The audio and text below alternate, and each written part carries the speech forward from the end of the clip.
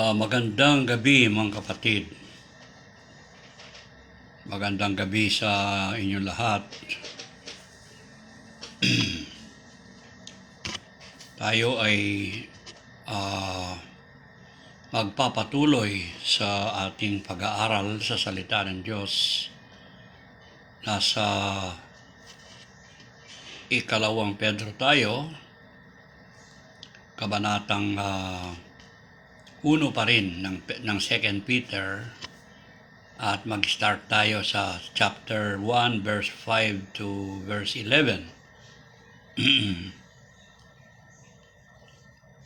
Babasahin ko muna yung ating lesson sa 2 Peter dito sa chapter 5. Sabi niya sa wikang Tagalog, "Oo, at dahil din dito sa pagkaragdag sa ganang inyo ng buong sikap, ay ipamahagi ninyo sa inyong pananampalataya ang kagalingan, at sa kagalingan ay ang kaalaman, at sa kaalaman ay ang pagpipigil, at sa pagpipigil ay ang pagtitiis, at ang pagtitiis ay ang kabanalan, at ang kabanalan ay ang mabubuting kalooban sa kapatid, at sa mabuting kalooban sa kapatid ay ang pag-ibig."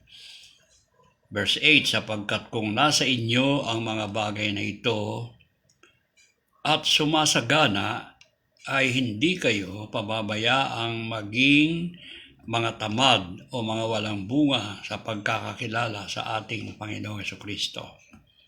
Sapagkat yaong wala ng mga bagay na ito ay bulag, na ang nakikita lamang ay ang nasa malapit sa pagkalimot ng paglilinis ng kanyang dating mga kasalanan. Kaya mga kapatid, lalong pagsikapan ninyo ng mga panatag kayo sa pagkatawag at pagkahirang sa inyo, sapagkat kung gawin ninyo ang mga bagay na ito ay hindi kayo matitisod kailanman.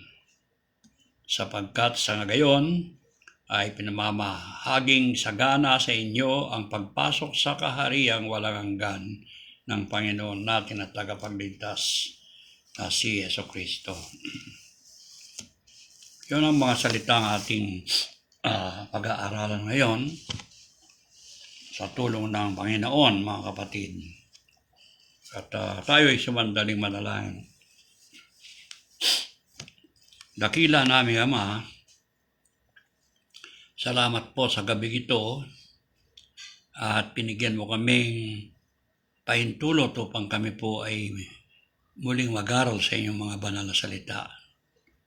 At amin pong dalangin ang patnubay mo, na naway ang kapangyarihan ng iyong mga salita ay maging pagpapala sa amin, sa pangalan ng aming Panginoong Hesus. Amen.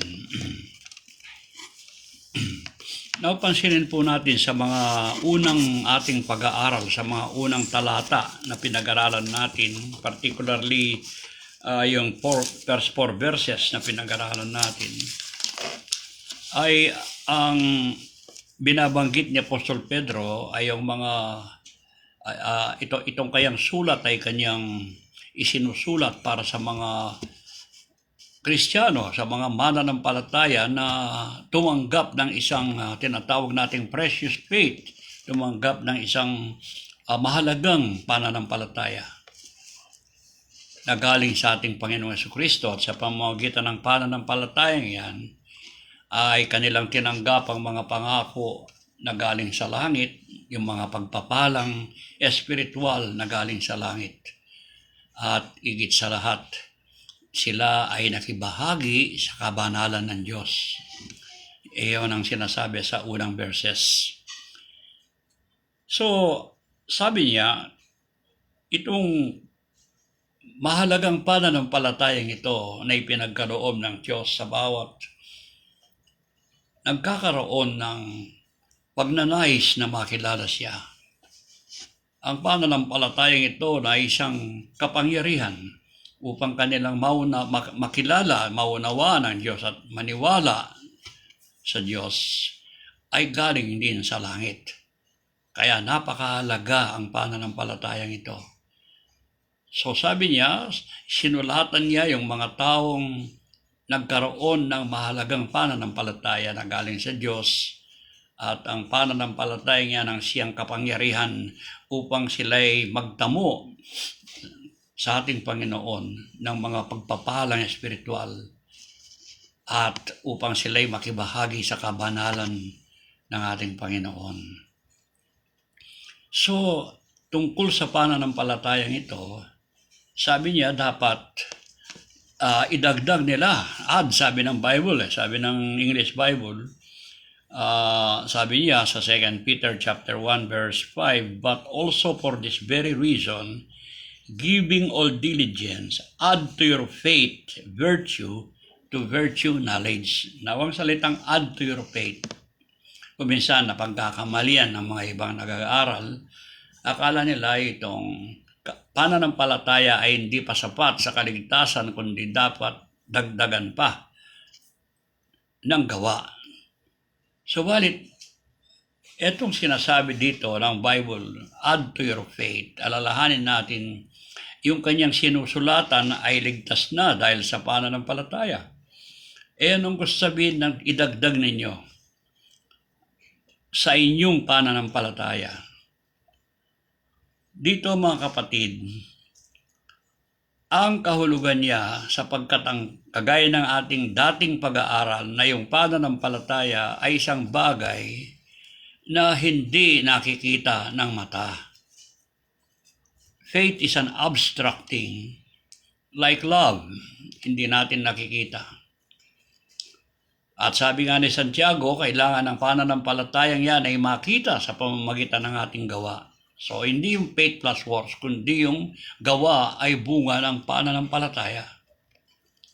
Dapat makita. It is also a command, dapat makita. Add to your faith. Kailangan makita sa buhay natin ang mga bagay na ito na sinasabi ni Peter. Halimbawa, ano yung mga dapat makita sa buhay natin? Dito sa verse 5, according to the New King James Bible, dapat makita dito yung tinatawag na virtue or kagalingan. Sa Tagalog ay ginamit niya ang salitang kagalingan, virtue. Sa New King James sa New King James Version ay ginamit niya ang salitang goodness, kabutihan. Sa makatuwid, kailangan makita sa ating personality ang kabutihan. At ang kabutihan yan ay mismong ang kabutihan na nakita sa buhay ng ating Panginoong Hesus, doing good.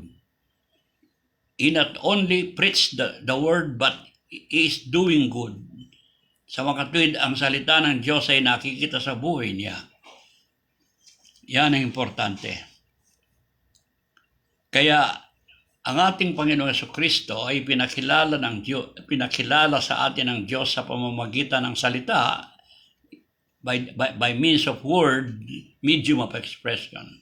Subalit hindi lang yan, kundi ipinakilala rin sa atin ng Diyos sa pamamagitan ng buhay niya. Is godly life, is goodness, is virtue. Yung virtue is yung lahat ng nasa karakter natin na kaaya-aya sa paningin ng Diyos. That is virtue. Isang ugali, habit, like honesty, is a virtue. Good character, yun ang gusto niyang sabihin. Dapat makita yung honesty, yung kabutihan yan sa buhay natin na banal na buhay. At sabi niya, pansinin ninyo, sa Tagalog sabi niya, ngayon sabi niya, gayon din naman kayong mga kabataan. Verse Peter chapter 1 verse 5. Sabi niya, oo, dahil din dito sa pagkaragdag ng sa ganang inyo, ng buong sikap ay ipamahagi ninyo sa inyong pananampalataya ang kagalingan at sa kagalingan ay ang kaalaman. So, virtue and above virtue is knowledge. Bakit? Sapagkat yung knowledge na yan ang siyang pinanggagalingan ng ating batayan sa ating buhay upang makita sa atin yung virtue, upang makita sa atin ang goodness, upang makita sa atin ang isang buhay na banal at kaaya-aya. It is based on knowledge. Bakit? Sapagkat ang knowledge na yan ay ang salita ng Diyos. Kaya dapat basahin natin ang salita ng Diyos sapagkat sa kanyang salita ay tinuturo tayo ng Diyos kung ano ang dapat makita sa buhay natin habang tayo ay dapat magtiwala araw-araw sa ating Panginoong Yesus. That is the fruit of faith. And it is based on knowledge. Kaya tayo mga Kristiyano, lahat ng ating lakad ay batay sa kaalaman natin sa salita ng Diyos. So sabi niya, sa ibabaw nitong tinatawag na virtue ay knowledge, ang kaalaman. And that kaalaman is based on His words. Knowledge is based upon God's words. At sa kaalaman yan, ay makikita rin ang self-control. Ang self-control, yung control sa sarili, sa makatwin niyan, ang gusto niya sabihin yan, yung self-control ay yung buhay na tinatalikuran ang anumang kasamaan.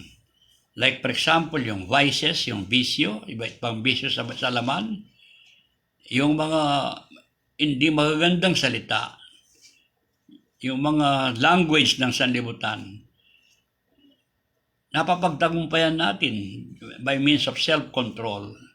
Hindi tayo, dahil tayo, parang hinihila tayo ng laman sa pamamagitan ni Satanas, kung minsan ang mga tukso natin ay nababata natin, hindi tayo, although tinutukso tayo, there is nothing wrong when we are tempted, and we do not commit sin when we are tempted, but we commit sin when we fall into that temptation. And patience, self-control, ang siyang sinasabi dito, that we have to resist that thing. And patience ay pagbabata ng mga bagay na dumarating sa atin upang tayo ay hilahin sa isang masamang bagay.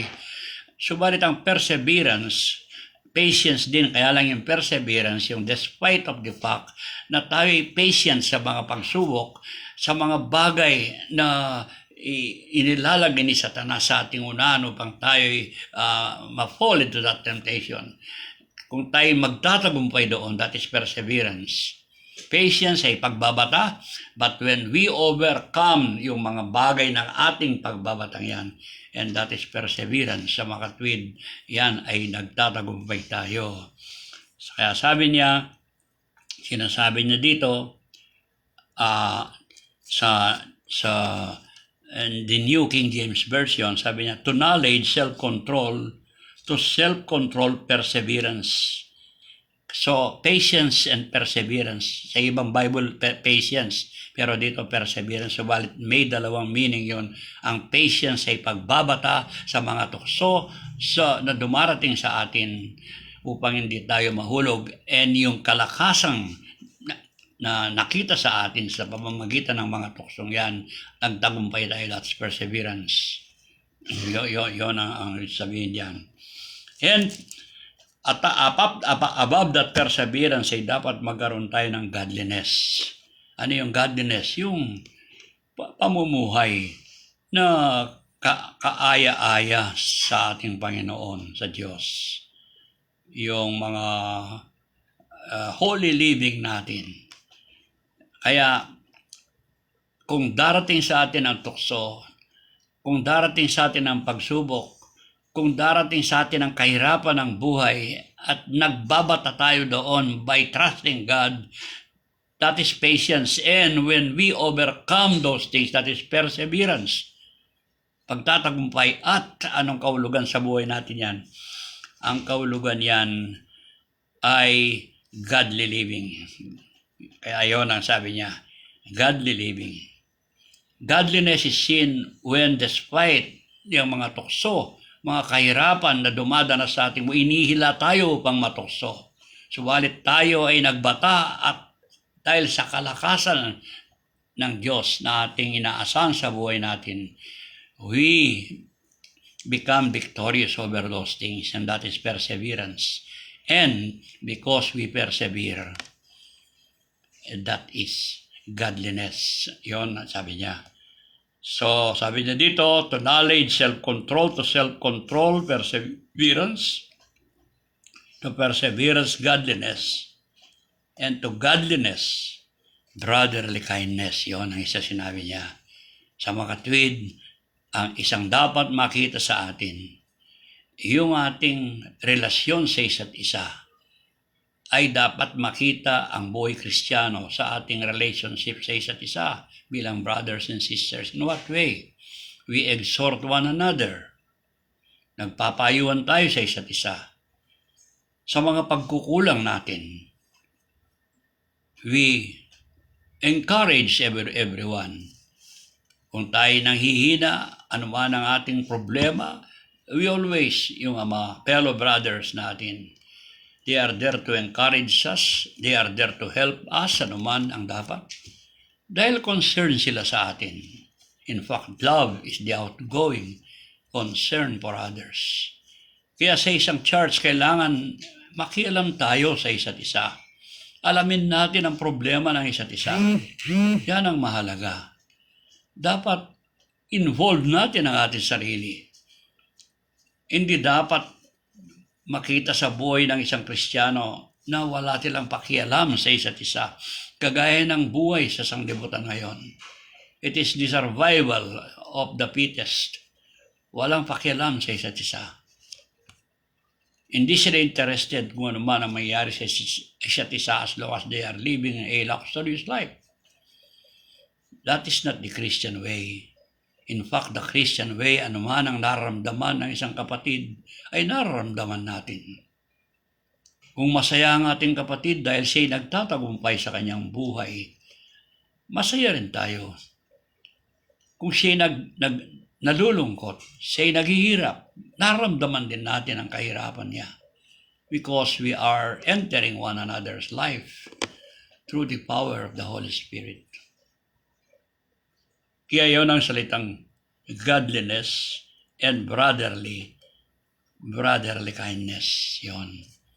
Brotherly kindness. Palagi nating pinakikialaman kung ano ang problema ng kapatid.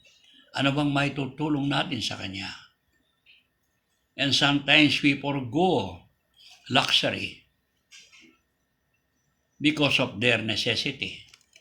Maaring wala silang pagkain, imbes na mag-good time tayo, yung pag-good time natin yan, ibigay na natin sa kanila. Because that is, we are forgoing luxury for the sake of their necessity. And sometimes we even forgo our necessity for the sake of their extremities. Kailangan natin yan, pero mas kailangan nila yan. And we are ready to forgo our necessity for the sake of their extremities. Yun ang importante. That's brotherly kindness. Kikialaman natin ang isa't isa.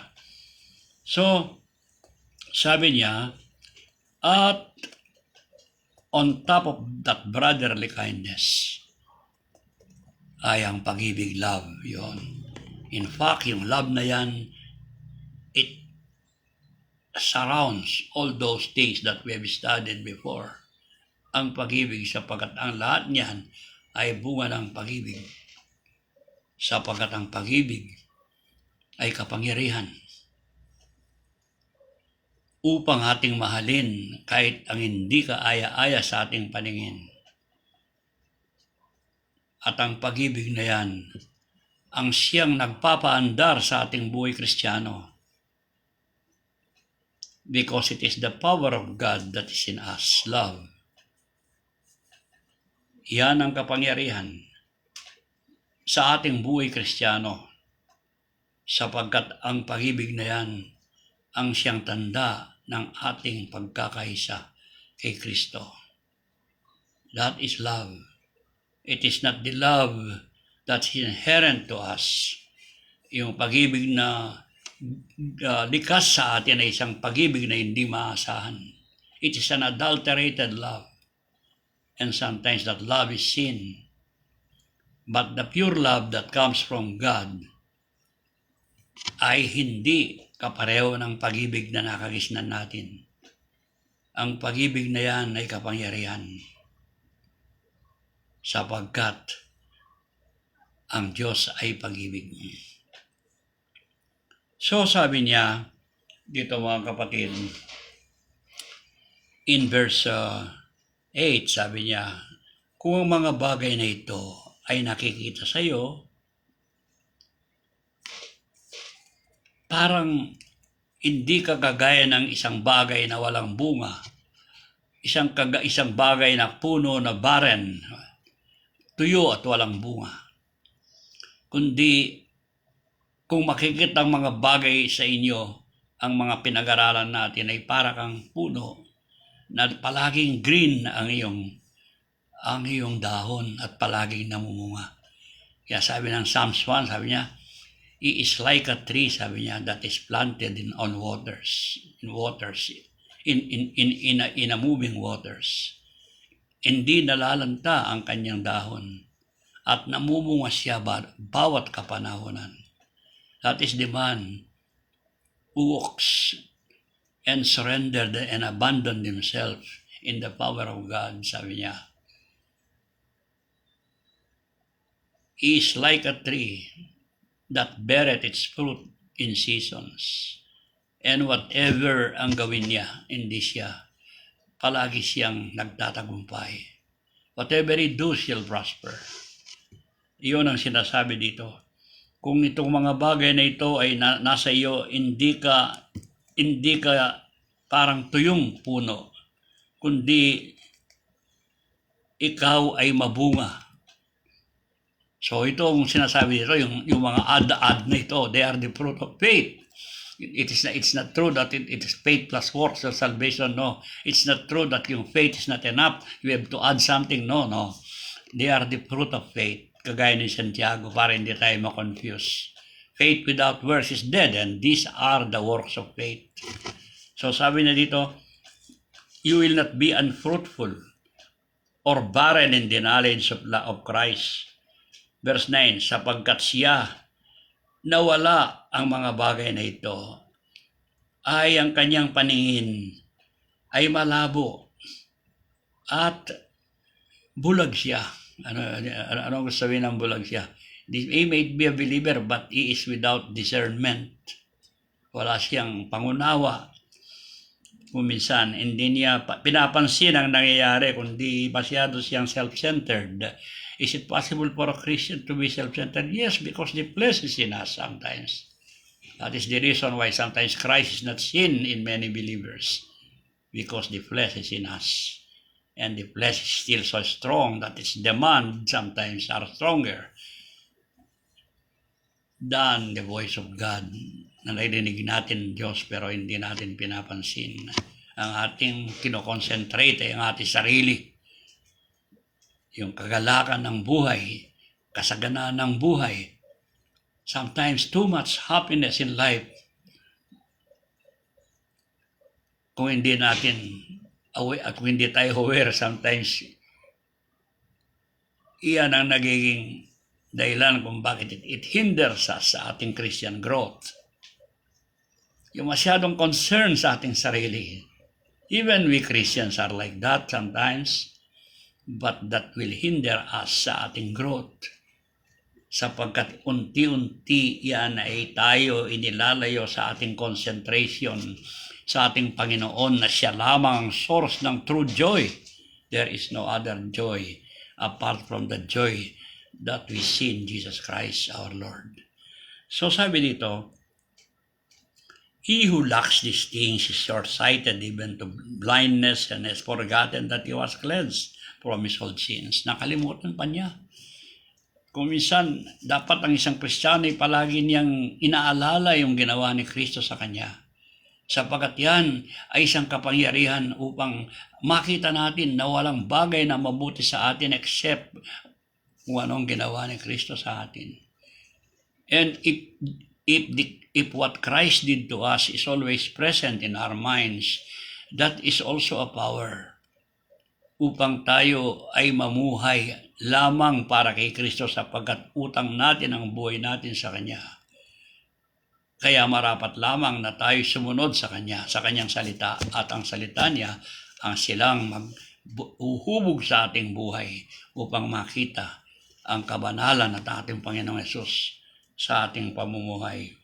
Therefore, sabi niya, brethren, verse 10, be even more diligent to make your call and election sure, for if you do these things, you will never stumble. For as an entrance will be supplied to you abundantly into the everlasting kingdom of our Lord and Savior, Jesus Christ. So, this is not entering Christ because we are saved. But this, ang kaulugan nito, yung reward natin. Sinasabi niya, kung iyan ay makita sa buhay ninyo, when you will be, sabi niya, yung sinasabi niya, for an entrance will be supplied to you abundantly into the everlasting kingdom. Sa mga kapatid, pagdating ng ating sa harapan ng Panginoon, bibigyan tayo ng rewards. Yun ang gusto niya sabihin dito. So, sabi niya, will be supplied to you abundantly into the everlasting kingdom of our Lord Jesus Christ. For this reason, I will not be negligent to remind you always of these things, though you may know and are established in the present truth. Kaya hindi ko pinagsisikapan kung palagi kayong i-remind sa mga bagay na ito. Nang sa ganon ay magkakaroon tayo ng kaligayahan doon sa everlasting kingdom ng ating Panginoon Jesus. So, mga kapatid, dyan muna gagawin ko yung third series sa 2 Peter chapter 1 sapagkat hindi mo makuha kaagad dito. Unti-unti tayong mag-aaral. So, Lord willing, next week, you continue to study the rest of the verses at yan ang ating pag-aaralan sa tulong ng Diyos, mga kapatid. So, tayo muli manalangin. Uli po, dakilang Ama, salamat sa inyo. Salamat sa inyong paggabay sa amin at nawa yung mga salita ay maging pagpapala sa buhay namin, Kristiyano, upang sa pamamagitan ng salitang ito ay aming unawaang mabuti at sa aming pagtitiwala sa aming Panginoon ay makita ito sa aming pamumuhay araw-araw. Sa pangalan po ng aming Panginoon Hesus. Amen.